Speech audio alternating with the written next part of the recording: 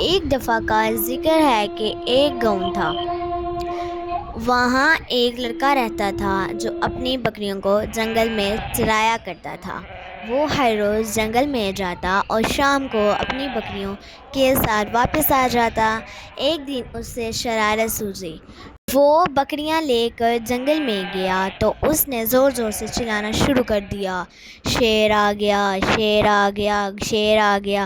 گاؤں کے لوگ اس کی مدد کرنے کے لیے دوڑتے ہوئے گئے تو دیکھا وہاں کوئی شیر نہیں تھا۔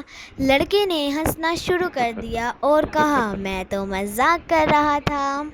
لوگوں کو بہت برا لگا اور وہ سب واپس چلے گئے۔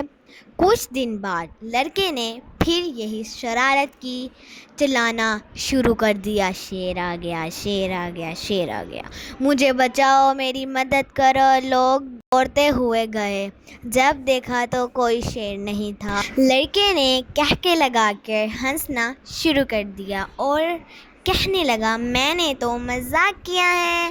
لوگ واپس چلے گئے اور سوچا کہ آئندہ اس کی کسی بات کا یقین نہیں کریں گے، یہ جھوٹا ہے۔ ایک دن وہ دوبارہ اپنی بکریوں کو جنگل میں لے کر گیا تو سچ مچ شیر آ گیا۔ لڑکے نے درخت پر چڑھ کر شور مچایا، شیر آ گیا، شیر آ گیا، مگر اس کی مدد کرنے نہ آیا۔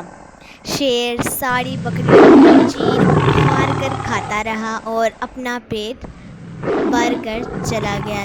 لڑکا شام کو روتا ہوا گھر آیا اور اسے اپنی غلطی کا احساس ہوا اور اس نے عہد کیا کہ آئندہ کبھی جھوٹ نہیں بولے گا۔ پیارے بچوں، ہمیں اس کہانی سے یہ سبق ملتا ہے کہ ہمیں کبھی جھوٹ نہیں بولنا چاہیے، ہمیشہ سچ بولنا چاہیے۔ آپ ہمارے چینل کو لائک، شیئر اور سبسکرائب کرنا مت بھولیے گا۔